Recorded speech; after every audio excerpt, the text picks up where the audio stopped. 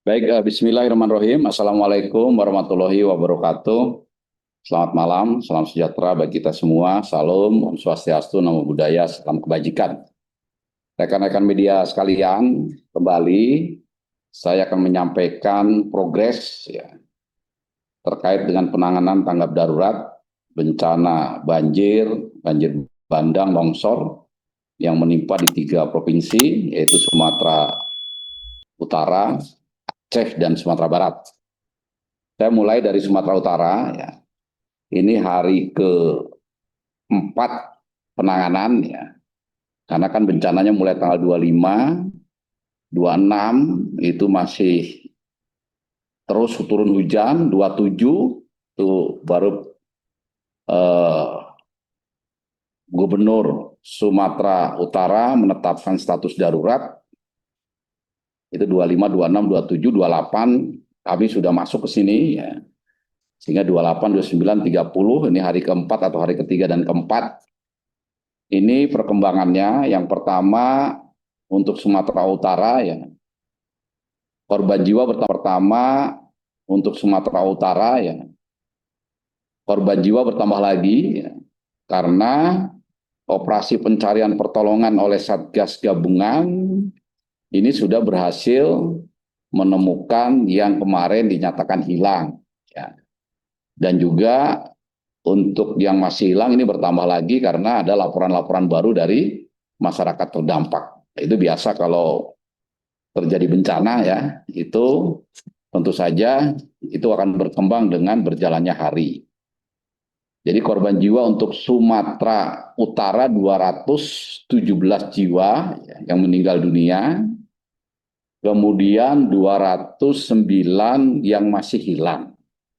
Ya, rinciannya ini semua, ya, untuk Tapanuli Tengah, Tapanuli Selatan, Kota Sibolga, Tapanuli Utara, Humbang Hasundutan, itu yang mungkin bertambah daripada kemarin, terutama di Tapanuli Selatan ini karena per hari ini banyak yang ditemukan. Nanti silakan rekan-rekan media rinciannya akan melihat di dashboard, ya, atau mungkin nanti bahan saya ini bisa disebarkan, ya, karena kalau saya bacakan satu-satu ini lama sekali, ya. Kemudian pengungsian juga bertambah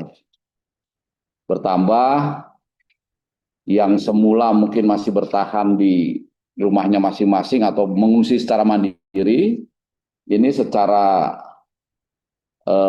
karena tempat pengungsiannya sudah relatif lebih baik, dapur lapangannya sudah beroperasional, logistiknya sudah mulai banyak, jadi masyarakat yang tadinya mengungsi mandiri ini masuk ke titik-titik pengungsian, sehingga jumlah pengungsian ini juga bertambah. Yang pertama Tapanuli Utara, ya, ini yang semula kemarin dilaporkan hanya 1000-an kakak, per hari ini sudah mungkin jiwanya saja, ya, 1000 lebih kakak, tapi sekarang jiwanya adalah 3.600 jiwa. Nah, kalau satu keluarga ini punya anak 1, 2, atau 3, ya sekitar itulah, ya. Kemudian Tapanuli Tengah, ini juga di satu titik, ya, itu berkembang terus. Hari pertama saya mengatakan 600 kakak, hari kedua 1.100 kakak. Nah, sekarang per hari ini sekitar 1.600, ya, jadi bertambah, ya. Kemudian Tapanuli Selatan, Tapanuli Selatan ini masih tersebar di 12 kecamatan, ya. Tapi dilaporkan dari pemerintah Tapanuli Selatan, Prokopimda, itu per sore ini terdata 4.661 jiwa, ya. Kemudian Kota Sibolga ini juga ada 4.456 jiwa, Humbang Hasundutan ada 2.200 jiwa, dan Mandeling Natal ada 1.378 jiwa. Ini datanya sudah lebih rinci, bukan lagi kakak menjadi jiwa, karena tentu saja namanya pengungsi itu bukan hitungannya keluarga, tapi harus jiwa. Kemudian jalur transportasi untuk Tarutung Sibolga ini masih proses untuk normalisasi. Memang berat sekali ya rekan-rekan media sekalian. Jadi yang sudah bisa ditembus oleh alat berat per hari ini hari keempat lah ya, itu 40 km. Ya dari titik semula longsor sampai ke titik sekarang itu sudah berhasil ditembus 40 km. Tapi ternyata sisanya juga masih cukup jauh ya. Barusan sebelum konferensi pers ini kami minta data terakhir, memang tinggal satu kecamatan ya. Setelah itu tembus ke Tapanuli Tengah. Tapi ini pun masih memerlukan waktu ya. Mungkin besok juga belum bisa tembus sampai dengan Kecamatan Adian Koting, Tapanuli Utara. Untuk di jalur transportasi ini masih banyak masyarakat yang tadinya berjalanan ke Sibolga, ke Tapanuli Tengah, itu terjebak di situ. Ya, terjebak sehingga kendaraan juga banyak yang di pinggir-pinggir jalan. Orangnya ada yang mengungsi di sekitar situ karena meninggalkan asetnya, kendaraannya. Gitu. Mereka mundur juga tidak mau, maju juga nunggu Satgas Gabungan ini berhasil menerobos jalan yang menembus antara Sibolga, antara Tarutung ke Sibolga, gitu ya, dan Tarutung ke Tapanuli Tengah. Nah ini logistiknya ya tadi sudah di drop ya dengan cara dari udara secara airlift dilempar ya logistiknya karena tidak ada pendaratan heli. Kemudian dari sisi Tarutung Tapanuli Utara bergerak juga pasukan TNI Polri berjalan kaki membawa logistik dalam rangsel gitu ya. Tentu saja jumlahnya tidak banyak karena rangsel itu paling maksimal 25 kilo dibawa dalam punggung itu. Tapi paling tidak dengan 50 sampai 100 orang itu bisa membantu masyarakat yang terjebak di rute Tarutung menuju Sibolga. Kemudian untuk di daerah lain ya di Tapanuli Utara memang ada beberapa titik yang antar kecamatan, antar desa ya. Ini yang masih putus ya. Itu ada beberapa kelompok masyarakat tapi bisa didorong logistiknya secara terbatas lewat darat ya. Itu Bupati Tapanuli Utara memimpin langsung menggunakan truk ya, kemudian sampai ke desa-desa diberikan secara pakai sepeda motor dan menggunakan pejalan kaki. Nah kemudian dropping juga kalau memang minta lewat udara juga kita berikan, tapi khusus Tapanuli Utara ini relatif sudah berangsur-angsur pulih, tinggal ada beberapa desa yang perlu logistik, ini secara berangsur-angsur untuk dipulihkan ya. Dan Angkatan Udara sementara belum diminta untuk Tapanuli Utara, karena mungkin mereka atau Tapanuli Utara ini masih bisa diakses lewat jalur darat. Kami informasikan juga rekan-rekan media, ini sudah 3 hari berturut-turut tidak ada hujan ya, alhamdulillah. Sehingga kalau kita lihat dataran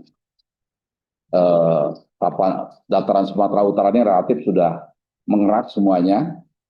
Kalau dilihat dari atas yang semula tergenang banjir ini warnanya sudah merah gitu, dan mungkin sudah bisa diinjak oleh manusia tanpa harus ambles ke dalamnya. Kemudian kami masukkan juga untuk Mandailing Natal, ya Mandailing Natal berangsur-angsur baik. Ya. Ini per hari ini untuk Mandailing Natal alat berat ini sudah bekerja ya, yaitu yang terputus di Desa Sopotinjak ke Aik Milas ya.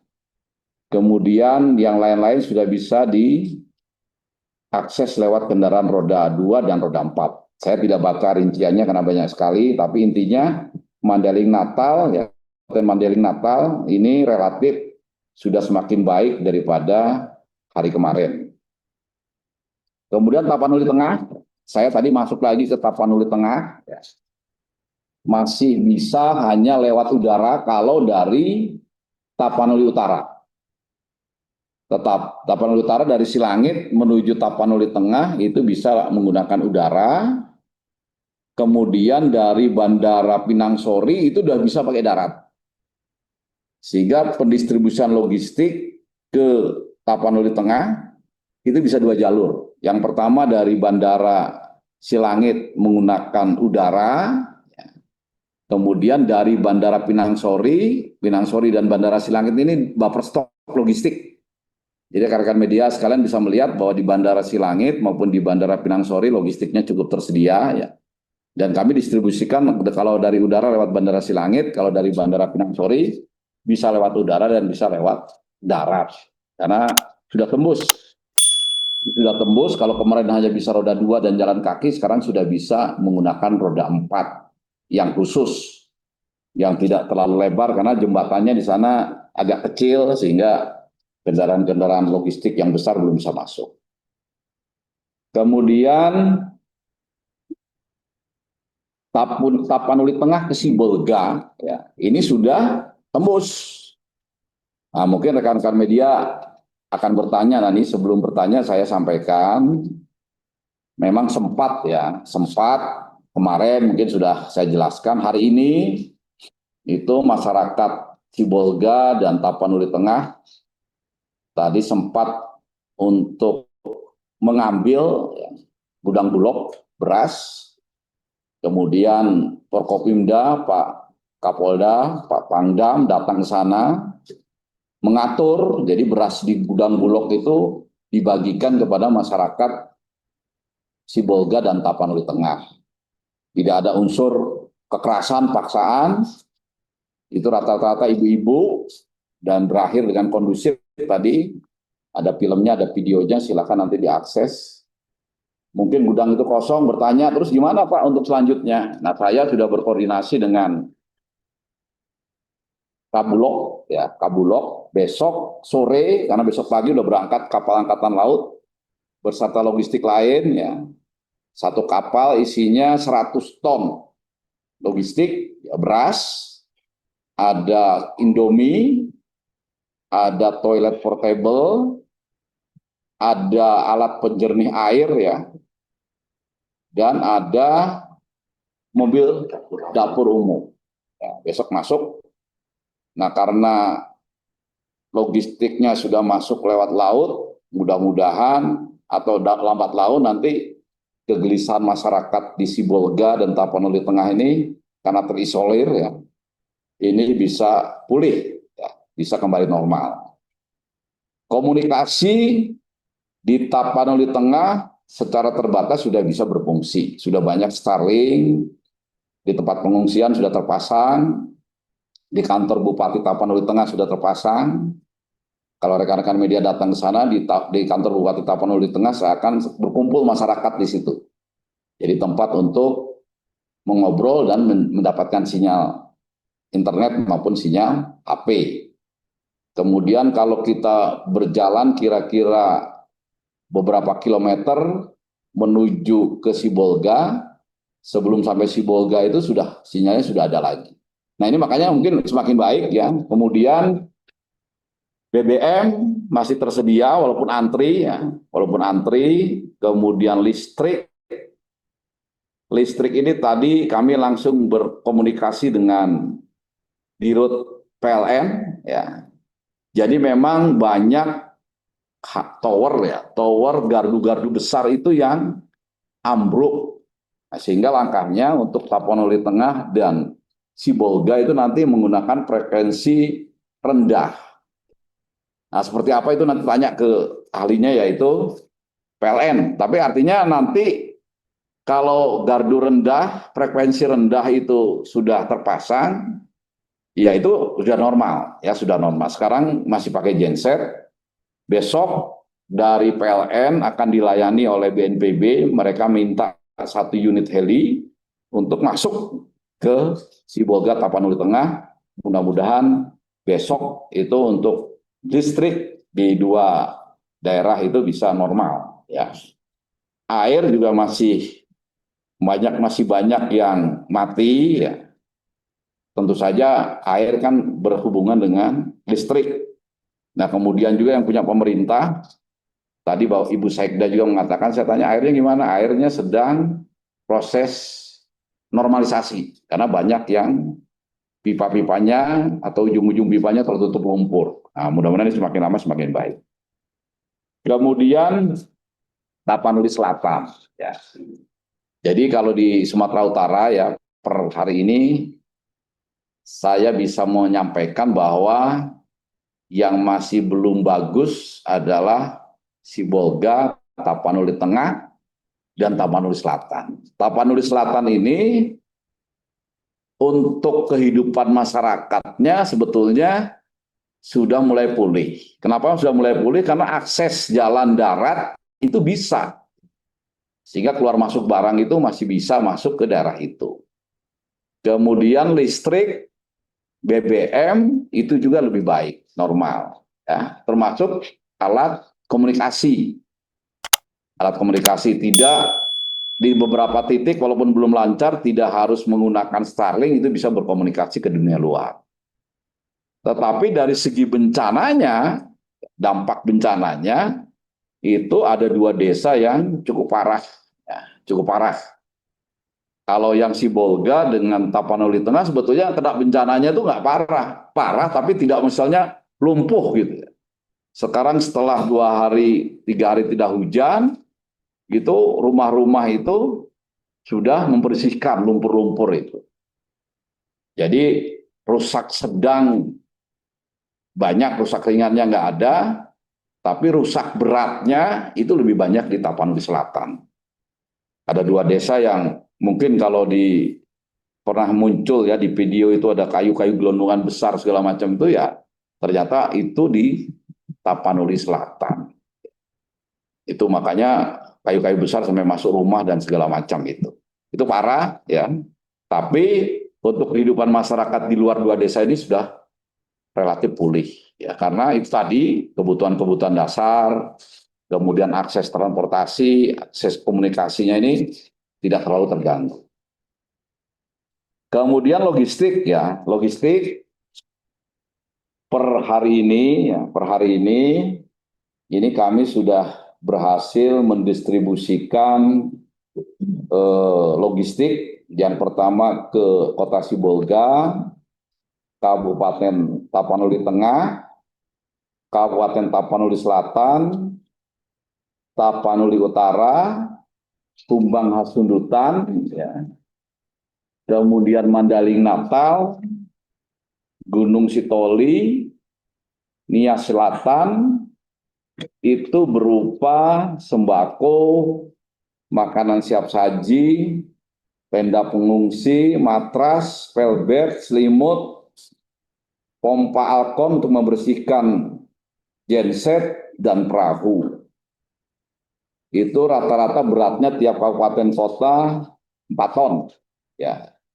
Kemudian ditambah juga di kabupaten kota ini penebalannya ada Starlink, ada light tower ya ini untuk penerangan, tenda pengungsi, tenda keluarga, peralatan dapur, censo. Tadi kayak di Tapanuli Selatan tuh langsung Pak Bupatinya minta censo ya.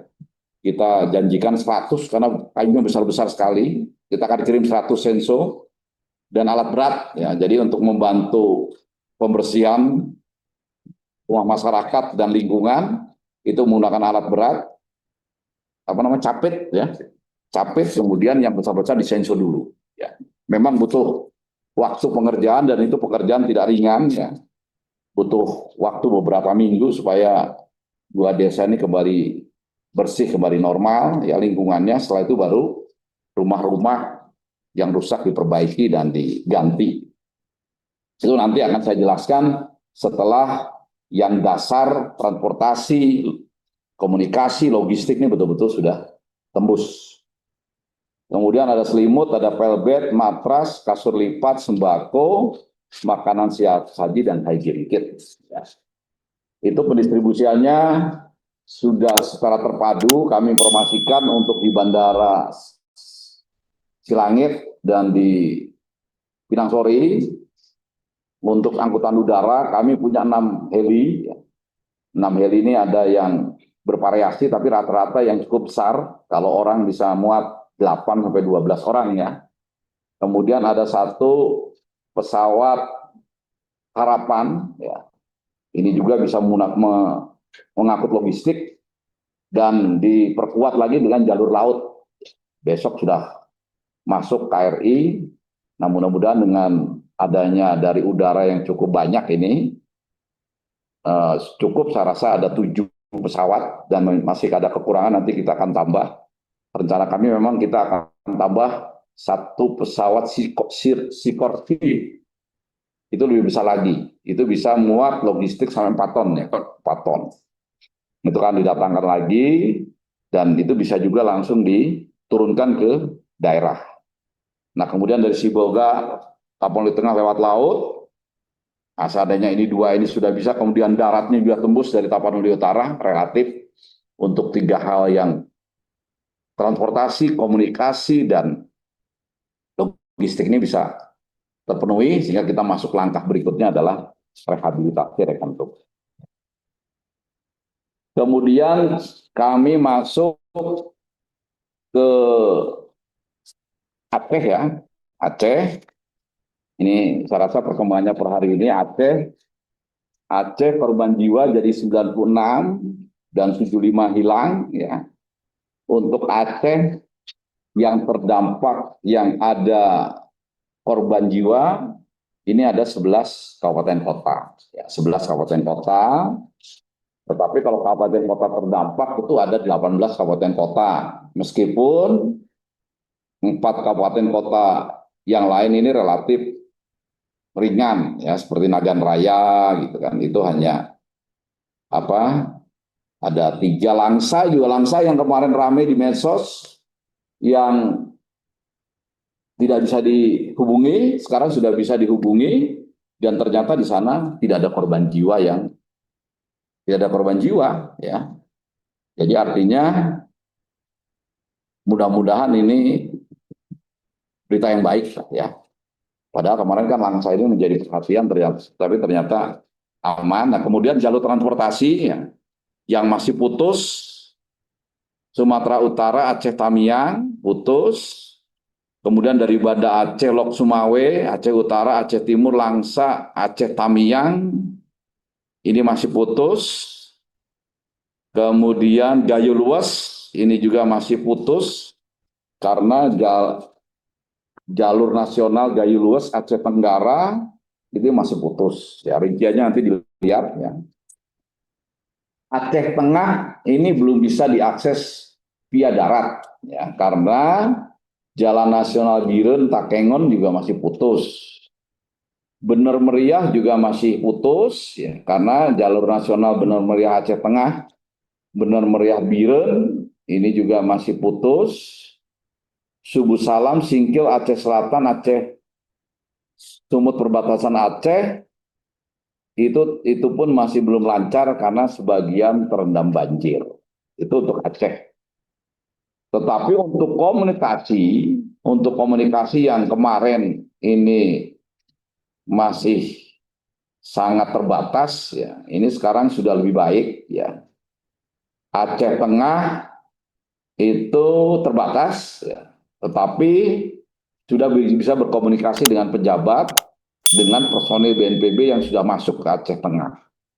Tapi untuk komunikasi secara masyarakat banyak ini belum lancar. Ini kami akan tingkatkan terus. Ya. Benar Meriah, meskipun akses daratnya masih putus, hanya bisa lewat udara, tapi komunikasi sudah relatif lancar. Biren, Lok Sumawe, Aceh Tamiang, itu belum lancar ya. Langsa yang kemarin nggak bisa, sudah bisa. Aceh Timur sudah bisa. Aceh Utara yang masih belum lancar. Kemudian dari 17 kabupaten kota yang terdampak parah ya, kecuali tadi Nagan Raya yang saya sampaikan, per hari ini 11 kabupaten kota sudah tersalurkan logistik ya, dengan berat kurang lebih 4 ton. Isinya sembako, makanan siap saji, selimut, matras, alat kebersihan, dan kasur lipat. Ya. Ini dilakukan pengirimannya lewat udara. Ya. Jadi untuk di Aceh kami mempunyai armada udara, ada 3 pesawat heli, dan ada 2 pesawat fixed wing. Ya. Ditambah lagi alat angkut udara yang dibantu dari TNI Polri. Ya. Kemudian barang bantuan yang sudah masuk ini banyak sekali ya. Nanti silakan dicatat yang sudah masuk ini: Aceh Timur, Bener Meriah, Aceh Jaya, Aceh Tengah, Langsa. Tambahannya mulai genset, Starlink, air mineral, ya, perahu, makanan siap saji, hygiene kit, baby kit, pampers, pembalut wanita, susu, minyak goreng, lambu, terpal, tenda famili, pelbet, makanan wafer, regal, saus sambal, malkis, beras, banyak ya. Ini saya sampaikan kepada rekan-rekan media, biar rekan-rekan media bahwa tahu bahwa makanan-makanan dibutuhkan sudah mulai masuk.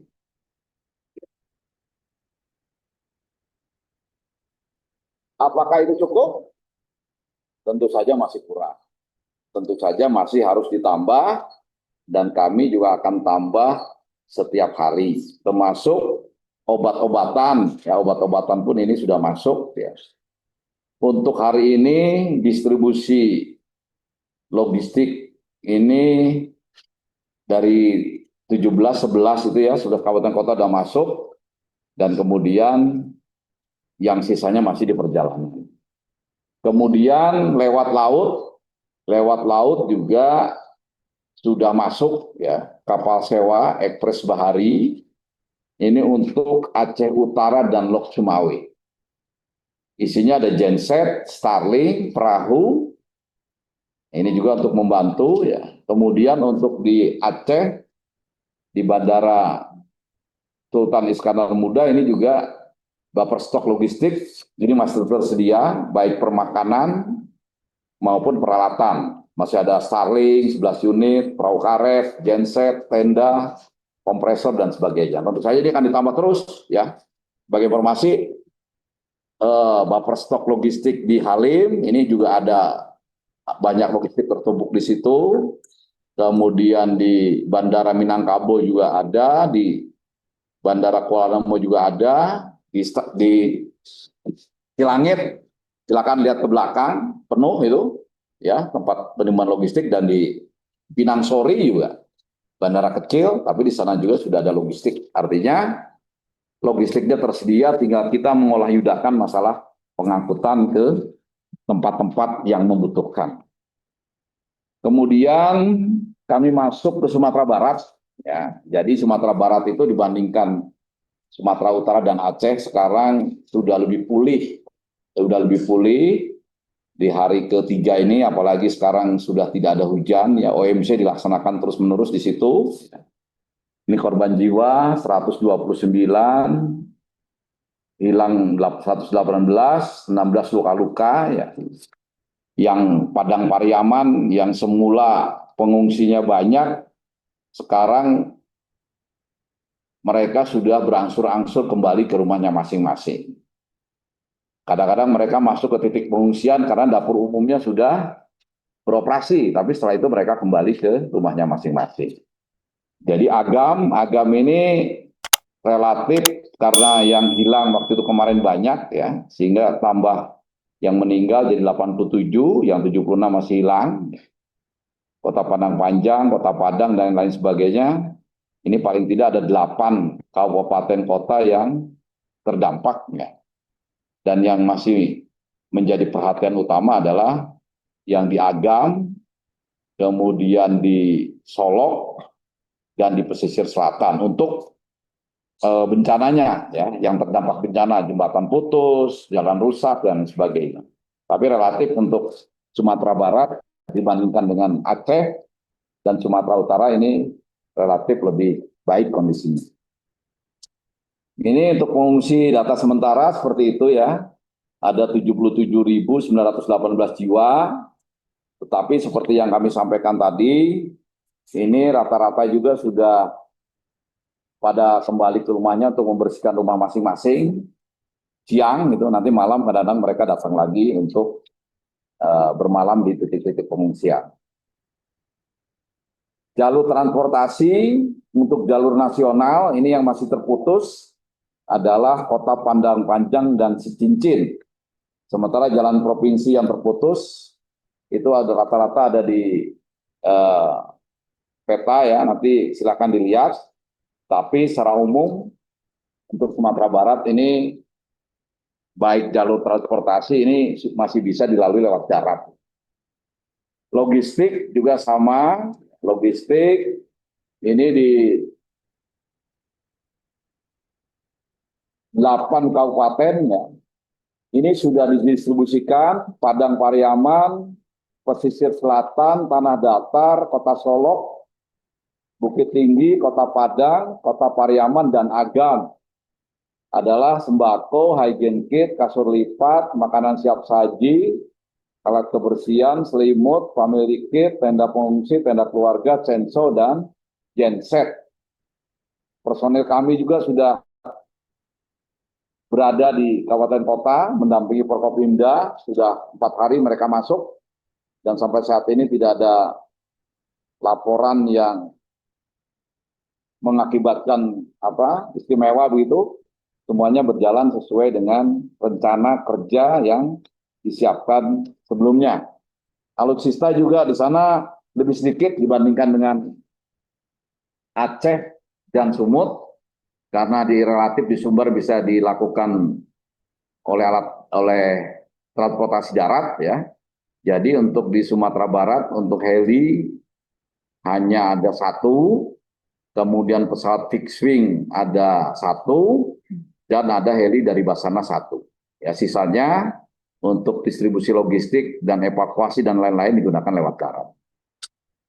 Mungkin itu ya rekan-rekan media perkembangan per hari ini yang bisa kami sampaikan. Intinya bisa kami pastikan bahwa kondisi per hari ini semakin maju, semakin baik. Mudah-mudahan ke depan ini tentu saja semakin baik, dan kami akan terus mendampingi masyarakat dan pemerintah daerah dalam mengatasi bencana ini. Seperti tadi disampaikan oleh Bapak Menko PMK, ini semua kekuatan turun ya, semua membantu menteri-menteri, pejabat, ya, TNI Polri, relawan, dunia usaha ini sudah hadir. Paling tidak tadi di sampingnya disampaikan Bapak Menko, menteri-menteri, kami sampaikan juga di luar ya, dari ini besok seluruh operator GSM, operator seluler ya, GSM itu juga akan bertemu, hadir ke sini ya, untuk membantu memulihkan jalur komunikasi di seluruh Sumatera Barat, Sumatera Utara, dan Aceh. Kemudian terkait listrik, itu juga saya sudah berkomunikasi dengan Direktur Utama PLN, beliau pun menyiapkan dan menurunkan kekuatannya untuk membantu 3 provinsi ini. Kemudian dari Danantara, ya, itu pun sudah menyiapkan bantuan, ya. Kemudian dari DPR, ini sedang distribusi, Komisi 8 dan pengawas kebencanaan DPR RI, ini pun membawa bantuan langsung mendistribusikan langsung ke masyarakat, ya. Jadi artinya dalam penanganan bencana ini, semua komponen bangsa dan pemerintah tahu bahwa bencananya cukup besar, masif, ya, menimpa 3 provinsi, jumlah korbannya banyak, infrastruktur yang rusak juga banyak, ya, sehingga semuanya turun untuk berkontribusi dan memberikan bantuan. Sehingga walaupun baru beberapa hari, masih belum selesai, belum tuntas, masih banyak yang putus, masih banyak keluhan, tapi yakin bahwa kita bergerak maju ke depan, tidak stuck dan tidak mundur ke belakang. Mungkin itu ya yang ingin saya sampaikan dalam kesempatan ini.